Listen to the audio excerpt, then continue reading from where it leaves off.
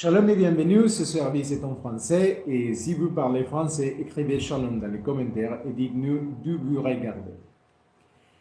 ברוך אתה העליון שנתת לנו חיים והרשית לנו להתכנס היום לעבוד אותך, אמן. Shema Israël, Elion Eloheinu, Elion Echad.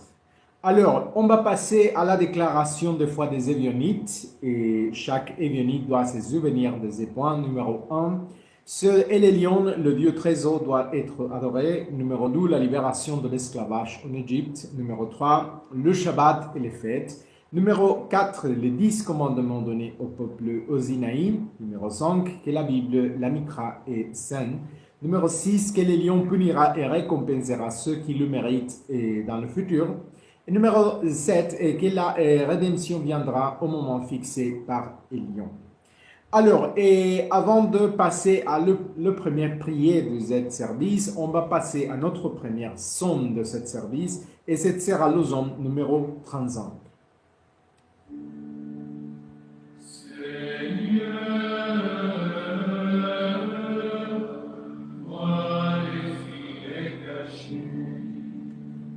Qu'ils ont tendu sur mon chemin, relève-moi dans ta justice, sois mon secours, sois mon soutien.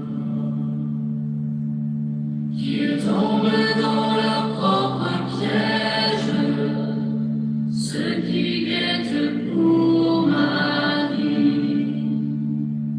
et moi, sauvé par ta clarté, je chanterai ton grand merci. En toi mon âme se réfugie, tu vois le fond de mon secret. Ta main est forte pour me défendre, ton amour seul est mon décret. Que tous les justes crient de joie, qu'ils se réjouissent en disant: magnifié soit le Dieu fidèle, qui prend souci de son enfant.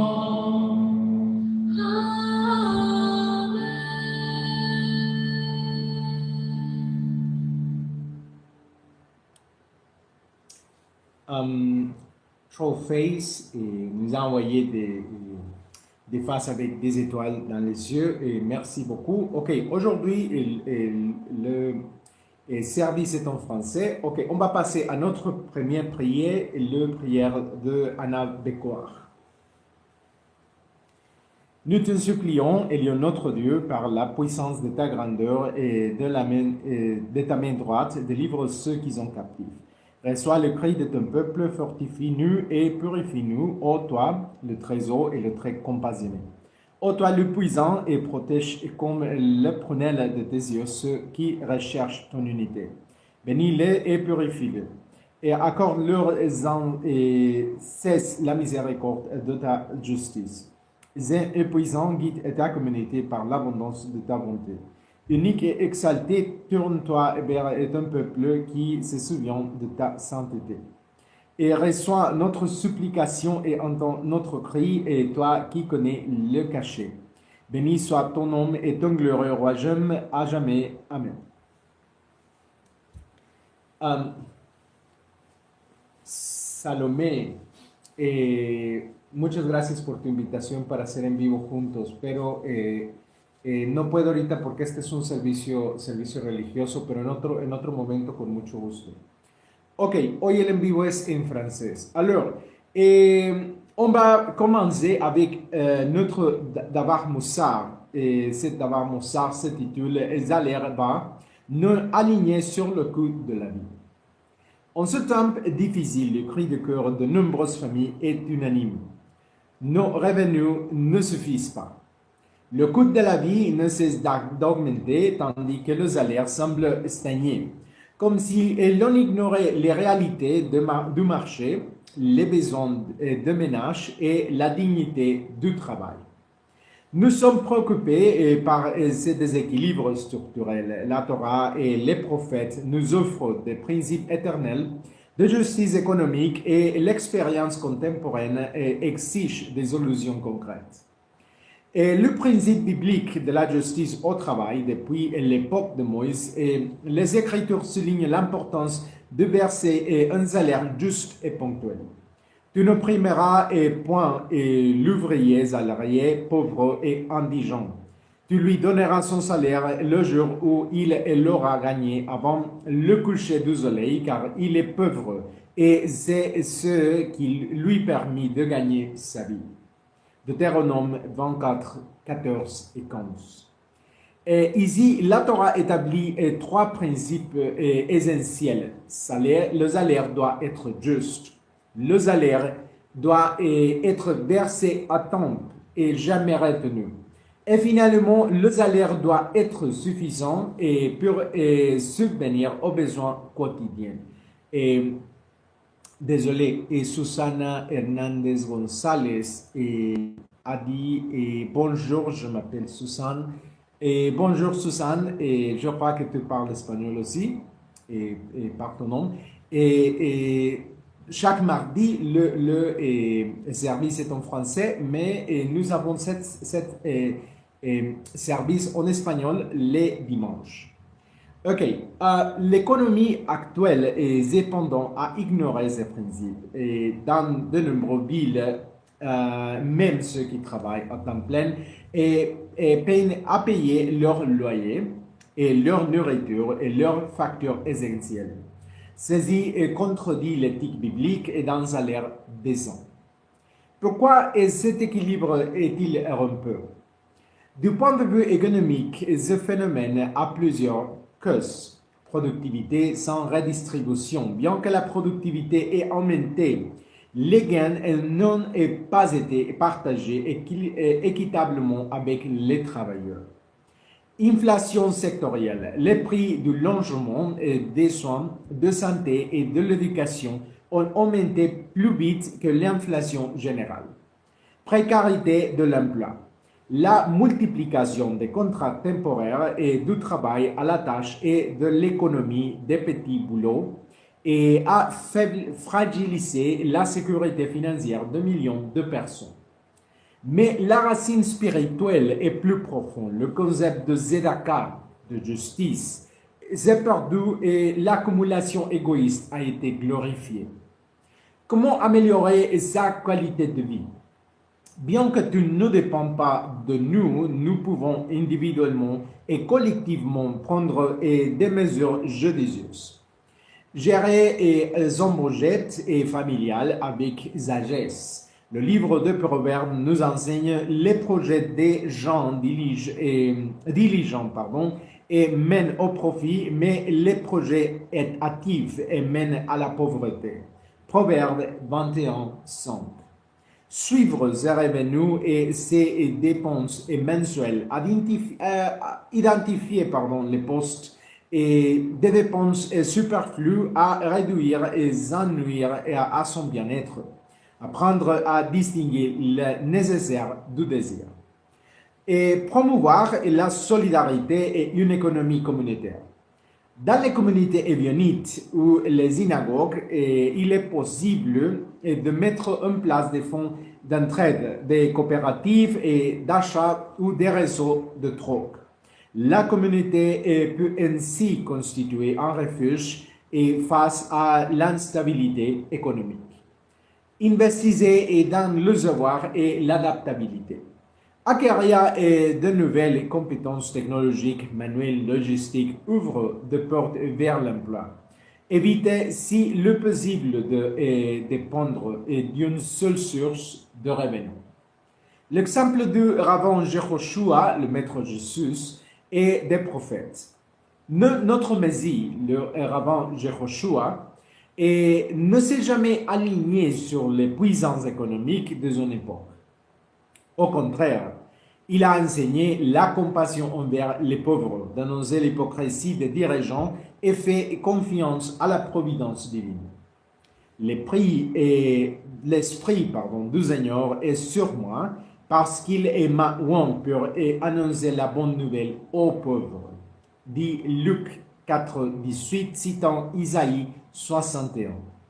Le rabbin Jehoshua, le maître Jésus, a vécu avec austérité, mais aussi avec détermination. Son mode de vie n'était pas une pauvreté par nécessité, mais une liberté face aux idoles du consumérisme. Une vision prophétique d'une économie juste.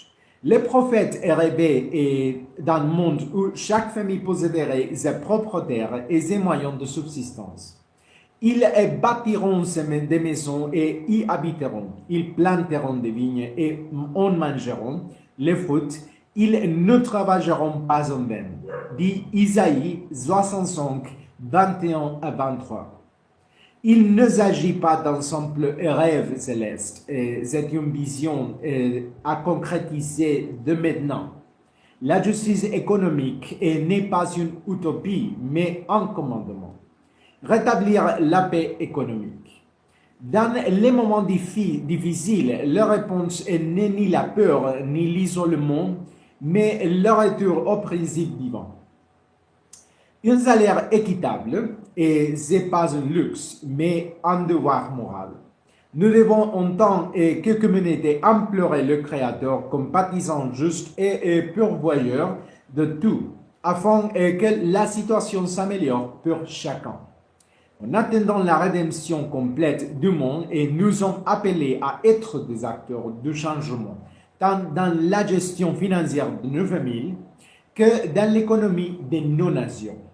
Ainsi parle le Seigneur, et pratiquer la justice et le droit, et délivrer l'opprimé de la main de l'oppresseur. Jérémie 22, 3.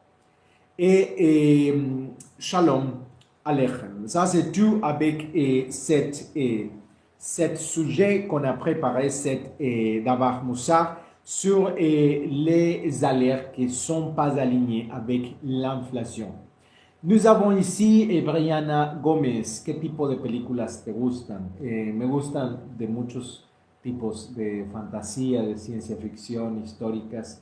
Gracias por tu pregunta. Hoy el en vivo es en francés. Todos los martes es en francés. Ok, on va passer maintenant à notre prière de moitié du service, et cette sera la prière de notre Père en araméen. Avunde vishmaya yitkadash shmach tete malchutach nebet tzvianach kedi vishmaya afbara chaylu dizun kanan jomana beshvak lana chovein kedi af anachnan shvakin lechayavin lana beal tael lana lesinayona el met patsenan bisha metul dilach salud malchuta betishbochta leolam al minamen.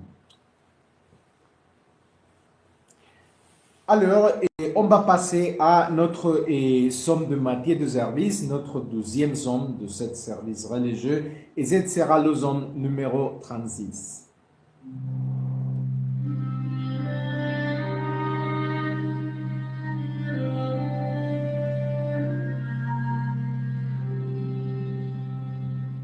Ta lumière dans la nuit. Ta bonté, Seigneur, touche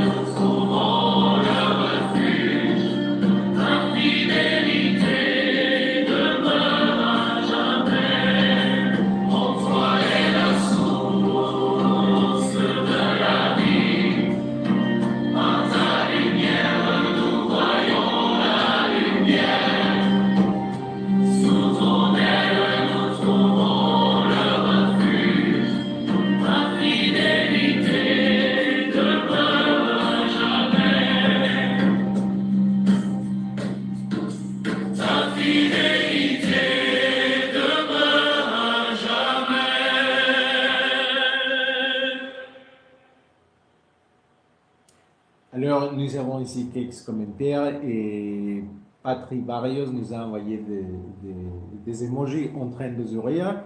Rey, lindo, muchas gracias, bienvenido al en vivo. Hoy el en vivo es en francés. Ok, alors on va passer à notre deuxième sujet de ce service religieux et c'est un shiur. Et le titre de cette shiur c'est la méritocratie. Aujourd'hui, nous nous réunissons pour réfléchir à un sujet qui touche l'essence même de notre vie spirituelle, sociale et communautaire. La fausse illusion de la méritocratie. Un concept moderne, certes, mais profondément ancré dans les enseignements bibliques anciens, la sensibilité des prophètes et la vision éthique et humble des anciens évionites et ses pauvres disciples de la voie qui suivirent et Rabban Yehoshua, le maître Jésus, avec pureté, sincérité et détachement. Parler de méritocratie, c'est évoquer l'idée que chacun obtient dans la vie exactement ce qu'il mérite, que le succès est le fruit direct de l'effort, que la fortune est la récompense de la vertu, que la pauvreté est un défaut de caractère. Or, cette vision si répandue de nos jours, si souffre et reprise dans les discours politiques, économiques et même religieux, contraste fortement avec la vision biblique du monde. Car dans l'écriture, la vie humaine n'est pas présentée comme un système de récompense automatique, mais comme une structure complexe où la justice divine se manifeste à la compassion, la solidarité, l'équilibre et la correction du cœur. Les âges d'Israël, les prophètes, les docteurs, les disciples de Messie ont toujours su que le monde ne fonctionne pas selon une équation mécanique de mérite, mais plutôt selon la responsabilité collective. En hébreu, le mot tzedaka, que nous traduisons souvent aujourd'hui par charité, signifie véritablement justice. Autrement dit, partager, donner, soutenir et bâtir une communauté ne sont pas des actes volontaires de réussite et magnanimes, mais plutôt un devoir pour les justes, car ils reconnaissent que ce qu'ils possèdent n'a pas été obtenu uniquement par leur propre effort. Les justes comprennent que la vie n'est pas le fruit de mérite individuel isolé, mais de la miséricorde de l'Éternel, de l'aide offerte par autrui et des opportunités qui leur sont offertes sans qu'ils les aient demandées. Tout au long de l'histoire biblique, nous constatons constamment que la bénédiction et le malheur ne correspondent pas toujours au mérite. Job est un homme juste, intègre et craignant de Dieu, et pourtant il perd tout. L'Ecclésiaste, dans sa profonde réflexion, observe que parfois les justes subissent le même sort que les pauvres. Les méchants subissent le même sort que les justes. Et notre Maître Jésus rencontrant l'aveugle-né et est interrogé par ses disciples: qui a péché, cet homme ou ses parents, pour qu'il soit né aveugle? Le Révérend répond: ni cet homme ni ses parents ont péché. Cela est arrivé afin que les œuvres de Dieu soient manifestées. Par ces paroles, il déconstruit la plus ancienne conception méritocratique, l'idée que toute souffrance est due au péché personnel et que toute bénédiction est exclusivement due au mérite individuel. L'heure avant, le Maître Jésus révèle un mystère plus grand. La vie n'est pas une équation de récompense et de punition immédiate, mais un champ où la présence divine nous appelle à agir avec justice, amour et responsabilité mutuelle. La tradition évionite est l'une des plus anciennes expressions du mouvement de Rabban Yehoshua, le Maître Jésus, affirmait que la vie selon la Torah impliquait le partage des biens, l'humilité, l'entraide et le refus de considérer la richesse comme un signe automatique de faveur divin. Pardon. Je suis encore un peu malade. Pour les Ébionites, la véritable richesse résidait dans la pureté du cœur, la fidélité à la Torah, et la solidarité et la pratique du bien. Amon est défendant la méritocratie et sa nuance errée à leurs yeux, et Amon profondément trompé, car il transformerait la bénédiction de l'Éternel en un trophée personnel. Ainsi le mal se dissimulerait sous le trait de la vertu. L'inégalité serait justifiée comme adu en indifférence à la souffrance autrui serait présenté comme une évidence. Mais le maître enseigne le contraire. Heureux les pauvres, car ils ne perçoivent pas la pauvreté comme un échec, mais comme une réalité qui leur rappelle leur dépendance envers le Tout-Puissant et leur besoin de communauté. Du point de vue historique, les peuples du Proche-Orient ancien vivaient dans des systèmes où les puissants justifiaient leurs actes par le faveur divine. Mais l'histoire d'Israël et d'Abraham aux prophètes rompt avec ce schéma. Elohim choisit un esclave pour l'affranchir, un berger pour en faire son roi, un enfant pour être prophète, un veuve étrangère pour être un ancêtre de Messie. Les Écritures nous les répètent. Et ne vous y trompez pas, le trésor ne choisit pas selon des critères humains. Ce n'est pas le mérite qui détermine la valeur, mais l'image divine de chaque être humain porte en lui. Lorsque nous comprenons cela, la méritocratie moderne qui prétend que chacun reçoit ce qu'il mérite apparaît comme une illusion, car nul ne choisit sa famille de naissance, son corps, sa santé, son époque, son pays, les opportunités qui se présentent en lui, ni les épreuves que la vie lui inflige et sans prévenir. Le mérite personnel existe bel et bien. Les Écritures le reconnaissent lorsqu'elles parlent de diligence, de sagesse, de discipline et de travail acharné. Mais elles ne présentent jamais ces vertus comme une garantie automatique de prospérité. De plus, elles avertissent constamment que les justes peuvent souffrir et que les méchants peuvent prospérer temporairement. Cependant, ce qui importe le plus n'est pas ce que l'on reçoit, mais ce que l'on fait comme ce que l'on reçoit. Car la Torah nous appelle non pas à rivaliser, mais à servir. Non pas à faire preuve de supériorité, mais à pratiquer la justice. Non pas à nous vanter de nos réussites, mais à bâtir la paix, le shalom. Du point de vue psychologique, l'illusion méritocratique est très néfaste. Elle engendre l'orgueil chez ceux qui réussissent, car elle leur fait croire qu'ils ont atteint le succès par leur propre mérite. Et elle engendre la culpabilité, la honte et l'angoisse chez ceux qui s'efforcent et parvenir à leur fin. Le mérite, lorsqu'il est idolâtré, devient un instrument de torture psychologique. Si vous échouez, c'est votre faute. Si vous êtes malade, c'est votre faute. Si vous êtes pauvre, c'est votre faute. Si la vie vous accable, c'est que vous n'avez pas assez essayé. Mais la voix du Rabbin Jésus est douce et ferme à la fois, nous rappelle « Ne jugez pas ». Ne jugez pas votre valeur à l'un de vos résultats, ni celle de vos frères et sœurs à l'un de leurs luttes. Aimez votre prochain comme vous-même, reconnaissez que vous êtes poussière et souffle, reconnaissez que chaque personne est un univers unique avec ses combats invisibles. L'illusion du mérite absolu divise la vérité de la compassion unique, et la compassion est le remède de l'âme. Du point de vue linguistique, le mot hébreu « haine » qui signifie grâce, apparaît continuellement dans les Écritures. Et la grâce n'est pas un mérite, c'est une faveur imméritée, une bonté gratuite, un geste divin qui nous précède avant même que nous agissions. La vie elle-même est éteinte, nous ne la méritons pas.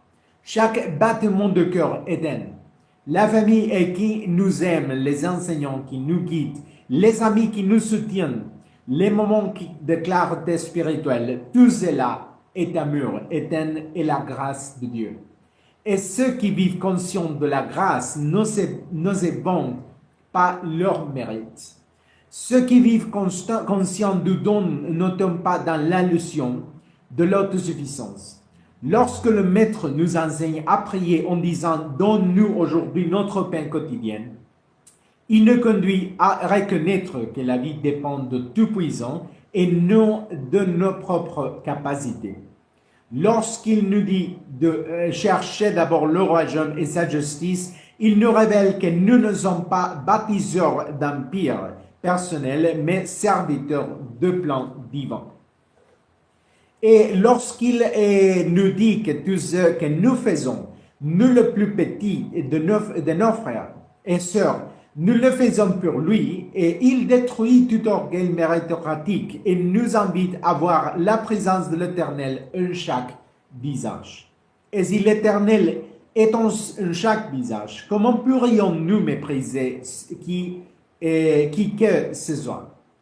Comment pourrait-on dire à quelqu'un qu'il mérite moins, ou que sa souffrance est la conséquence de sa propre insuffisance?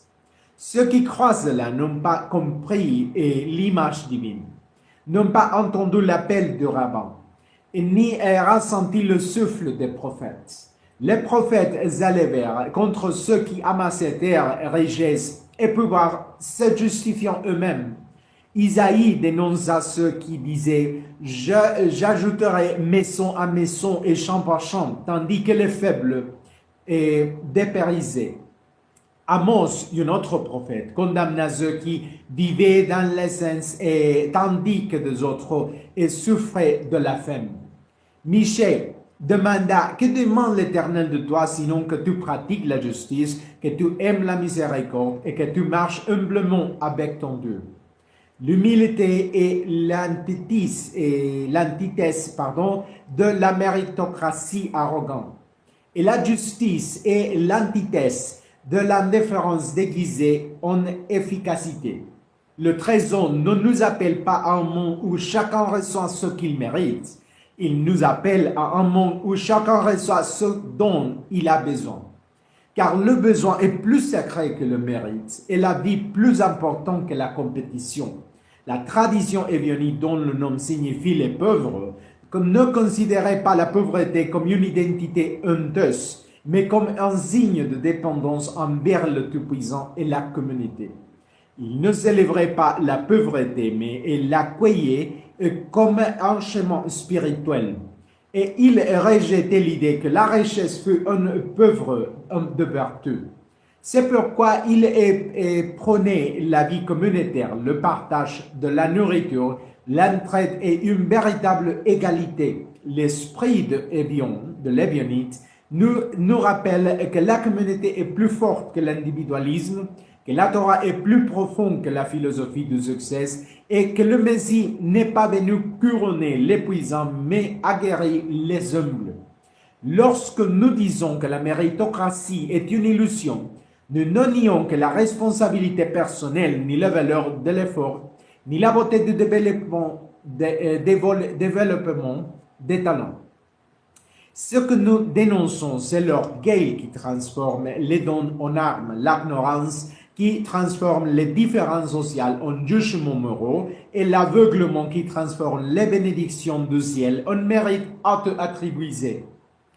Le rabbin nous appelle à une voie plus élevée, celle de la justice compatissante. Ce schéma reconnaît que nous avons toutes des dettes vivantes, et des dettes envers le ciel, envers notre famille, envers ceux qui nous ont instruits, aimés, tolérés et soutenus. Des dettes envers ceux qui nous ont pardonnés, même lorsque nous ne le méritons pas. Des dettes envers les générations passées qui ont semé et ceux que nous récoltons aujourd'hui. Des dettes envers les générations futures qui hériteront de ce que nous avons bâti. La vie ne se résume pas au mérite, c'est une chaîne interconnectée d'histoires, de sacrifices et d'opportunités. Et si tel est le cas, l'éthique biblique nous invite à agir de manière très concrète. Elle nous invite à ne pas juger les pauvres. Elle nous invite à soutenir les faibles. Elle nous invite à protéger l'étranger, la veuve, l'orphelin, le malade, le marginalisé et l'opprimé. Elle nous invite à utiliser nos dons, non pour nous élever au-dessous des autres, mais pour les élever. Cela nous invite à voir chaque être humain comme une image vivante de Tout-Puissant et à nous souvenir qu'elle nous examine à travers de lui. Car la véritable justice ne consiste pas à récompenser les plus compétents, mais à protéger les plus vulnérables. Et la véritable spiritualité ne réside pas dans la vantardise des accomplissements, mais dans le reflet de la miséricorde divine. Si nous reconnaissons aujourd'hui que la méritocratie est une illusion, nous pouvons cheminer avec plus de lucidité. Nous pouvons nous délivrer de l'orgueil qui nous fait croire que tout repose sur nous. Nous pouvons nous libérer de la culpabilité qui nous fait croire que nos échecs nous définissent. Nous pouvons nous libérer du jugement d'autrui. Nous pouvons commencer à bâtir un monde plus semblable au royaume du ciel, prêché par le évangile, où personne ne laisse pas compte et où la dignité humaine est inviolable, où la justice coule comme un fleuve et où la compassion est plus forte que la compétition. Puis, Zémon nous rappelle ce que nous sommes. Tout ce que nous possédons et tout ce que nous rêvons dépend en définitive de l'Éternel. Et notre devoir en tant qu'enfant de lumière n'est pas de justifier les inégalités, mais de les guérir. Il ne s'agit pas de célébrer le mérite, mais de le pratiquer la justice. Il ne s'agit pas d'ériger des murs, mais de tendre la main. Il ne s'agit pas de bâtir des royaumes personnels, mais de révéler le royaume des cieux. Du point de vue historique, et les peuples de Proche-Orient anciens vivaient dans des systèmes où le puissant s'est justifié en prétendant être favorisé de Dieu. Pardon. Et si l'Éternel est en chaque visage, comme pourrions-nous mépriser qui que ce que soit? Comment pourrions-nous dire à quelqu'un qu'il mérite moins, ou que sa souffrance est la conséquence de sa propre insuffisance? Ceux qui croient cela n'ont pas compris l'image divine. Que le Tout-Puissant nous accorde la compréhension, l'humilité et la force de vivre selon sa volonté. Qu'elle éclaire nos chemins et purifie à nos cœurs et fasse de notre communauté un témoignage vivant de son amour. Que la lumière de Ravan Yehoshua et notre Maître Jésus nous inspire à marcher avec simplicité, compassion et fidélité à la Torah. Et que chaque pas que nous faisons dissipe un peu plus l'illusion du mérite et révèle un peu plus la vérité de la grâce, de la justice et de la fraternité. Shalom ou bracha. Et ça c'est tout avec cette shiur et nous avons ici des commentaires. Siria 63, saludos desde México.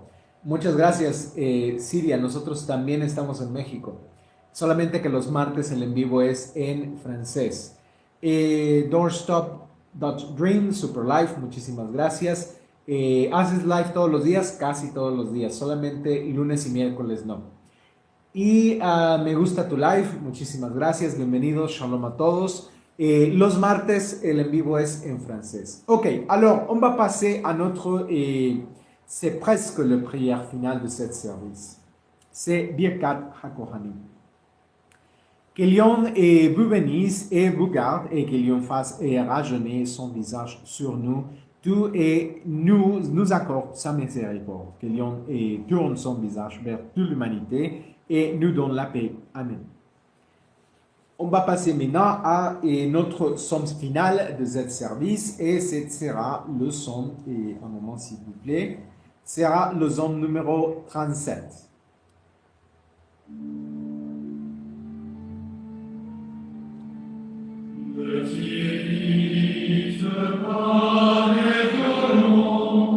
Comme l'herbe, il tombe, il se fera. Mets ta joie dans le Seigneur, il affermira ton chemin. Remets ta route au Seigneur, en lui, espère, il agira, il fera briller ta justice, comme au matin le vent plein. Garde calme en présence de Dieu, attends dans le silence, oublie le temps, plus d'agir, que les tous auront la terre. N'irrite pas les violents, comme l'herbe, il tombe, il se frappe. Mets ta joie dans le Seigneur, il affermira ton chemin.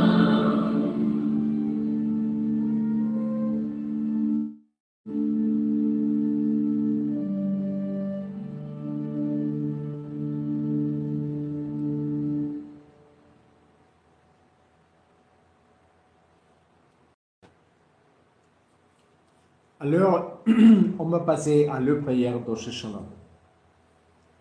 Que celui qui établit la paix dans les cieux nous apporte la paix à nous, les enfants d'Israël, et à toute l'humanité. Amen. Elion Yevarech וישמור אתכם כולכם, יאיר אליון פניו עליכם ביחונכם, יישא אליון עליכם, צילו וייתן לכם שלום. Amen. Merci beaucoup de vous être joints à nous pour cet office de Midrash. Et nous vous rappelons que le prochain Rosh Chodesh Sivan aura lieu le 16 mai 2026. Et ce jour-là, nous vous invitons à célébrer en sonnant de chauffard, à partageant un repas spécial et en récitant la prière de Moussa.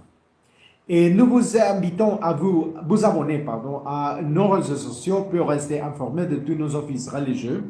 Cet office est diffusé simultanément sur plusieurs plateformes et nous vous encourageons à regarder nos contenus enregistrés, à les donner et je t'aime et à les commenter et à les partager. Si vous souhaitez nous soutenir par un don, vous pouvez effectuer un virement sur le compte bancaire indiqué dans nos informations ou nous contacter directement par message pour avoir plus sur les différentes manières de nous soutenir. Je vous invite à vous joindre à nous tous les mardis à 8h, heure de Mexique, et pour nos offices religieux dédiés aux créateurs en français. Je vous garantis que votre semaine prendra une nouvelle dimension après avoir participé à nos offices. Permettez-moi de vous poser quelques questions. Et si vous pouviez changer votre vie, le feriez-vous? Et souhaitiez-vous plaire à votre Créateur? Souhaitez-vous connaître le plan de Dieu pour vous? Aspirez-vous à une vie plus riche et plus heureuse? Souhaitez-vous le bien-être de votre famille? Tout est à votre portée si vous vous rapprochez de Dieu, et c'est pourquoi je vous invite à vous joindre à nous et tous les mardis à 8h, heure de Mexique, pour l'office en français. Notre communauté dévianite est composée de personnes d'horizons, de religions et de classes sociales diverses. En réalité, vous n'avez pas besoin de renoncer à votre religion pour être avec nous tous les mardis. Chacun ici est le bienvenu. Personnellement, je souhaite partager avec vous ce que j'ai découvert au fil des années d'études de la Bible. comment elle a transformé ma vie et comment elle peut transformer la vôtre aussi. Quelle que soit l'ampleur du problème, Dieu est toujours prêt à nous accueillir à nouveau et je suis prêt à vous aider à revenir à lui. N'oubliez pas que nous sommes tous des créatures de Dieu et que nous vivons dans le même monde. Par conséquent, aucun de nous est un adversaire ou un ennemi. Nous sommes tous frères et sœurs, comme l'a dit le Maître Jésus. Que Dieu vous bénisse et vous protège à tous. Shalom, shalom et Shavua.